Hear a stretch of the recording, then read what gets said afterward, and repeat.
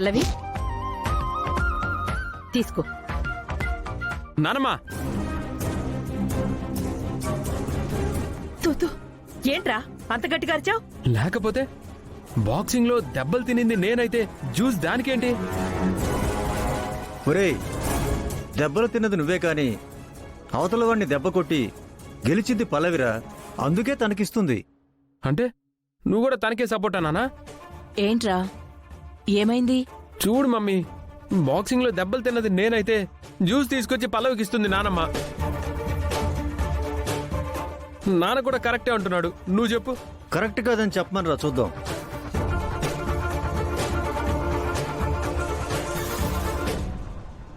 పల్లవి కూడా నీలాగే దెబ్బలు తినుంటే థర్డ్ రౌండ్ అనేది ఉండేది కాదు.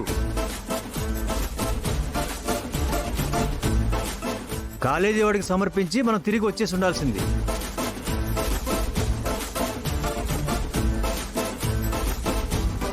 తన వల్లే కదా థర్డ్ రౌండ్ వరకు వచ్చింది ఛాన్స్. నాన్న, నీకు జ్యూస్ కావాలంటే నేను తర్వాత చేసిస్తానులే. దాన్ని తాగనివ్వు, ప్రాక్టీస్ చేస్తోంది కదా, మళ్ళీ ఫైనల్ రౌండ్ కూడా ఉంది కదా.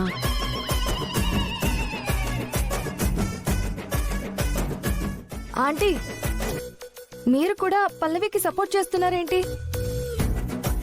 పోనీ నాకు సపోర్ట్ చేయకండి మేడం, అక్షితకే సపోర్ట్ చేయండి. రేపు రింగ్ లోకి అక్షితనే దిగుతుంది. నేనా? మరెందుకే మధ్యలో దొరతావు? నానమ్మా, ఏదేమైనా సరే నేను నీ మనవండి. నువ్వు సేవలు చేస్తే నాకు చేయాలి గాని దానికి చేయడానికి వీల్లేదు, నేను ఒప్పుకోను.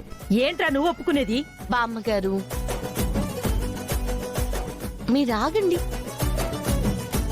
ఆయనకిష్టం లేదంటున్నారు కదా, ఆయనకిష్టం లేని పని నాకు ఇష్టం ఉండదు. అది కాదమ్మా, నువ్వు టైర్డ్ అయ్యావు, కొంచెం రెస్ట్ కావాలి, నీకు ఎనర్జీ కూడా కావాలి కదా.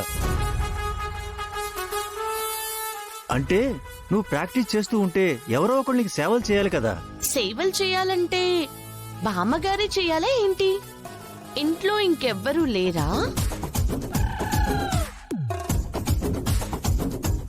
పల్లవి, ఈ రాత్రంతా నువ్వు నిద్ర మానేసి ప్రాక్టీస్ చేస్తూనే ఉండు.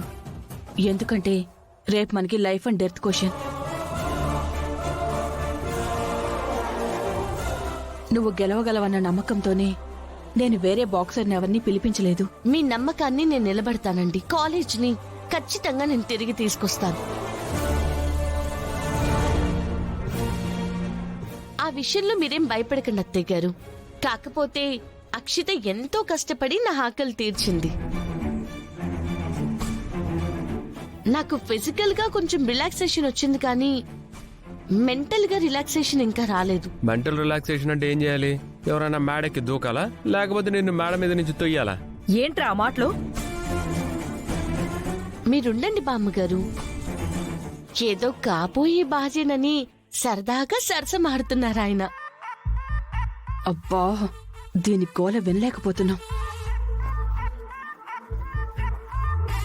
అలాంటివేం చెయ్యక్కర్లేదు, కానీ మీరెలాగో మ్యూజిక్ ప్లేయర్ కదా, సంగీతం వింటే మనసు తేలిక పడుతుంది అంటారు. కాబట్టి నా కోసం ప్రేమగా చిన్న బీట్ ని ప్లే చేశారనుకో, మీరెలా పాడుతూ ఉంటే నేను మెంటల్ గా రిలాక్స్ అవుతూ ఉంటానన్నమాట. ఏంట్రా చూస్తున్నావు? కానివ్వు. ఎక్కడికి రా వెళ్ళిపోతున్నావు? గిటార్ తెచ్చుకోవడానికి.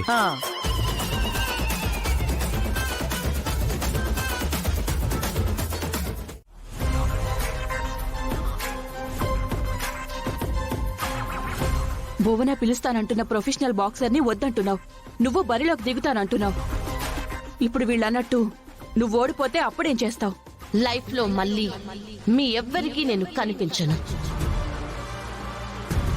నా కొడుకుతో పెళ్లి కూడా క్యాన్సిల్ చేసుకోవాలి. ఎస్, ఈ కాంపిటీషన్లో అది ఓడిపోతే కాలేజ్ పోతే పోతుంది, కానీ దాని పీడ శాశ్వతంగా విరగడైపోతుంది.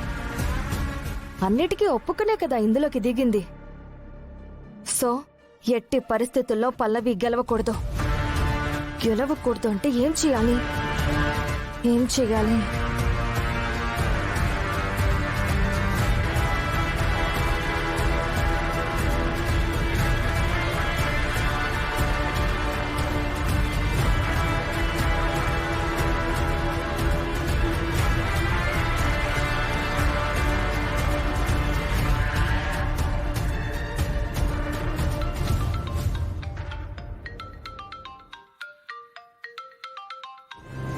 హలో, రే, నీతో నాకు పని పడింది.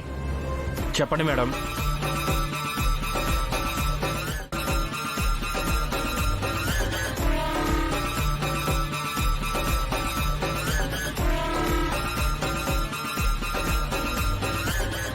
ఓకే మేడం, రేపటితో ఆ కంటెంట్ ఫినిష్. హ్మ్.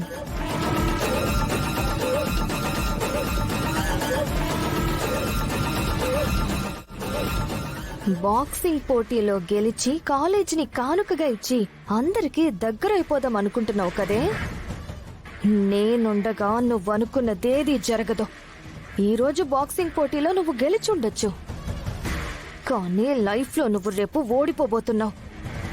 ఈ అక్షితయే నిన్ను ఓడిస్తుంది. చరణ్ని పెళ్లి చేసుకోవాలనే నీ ఆశలకి శాశ్వతంగా సమాధి కట్టబోతుంది.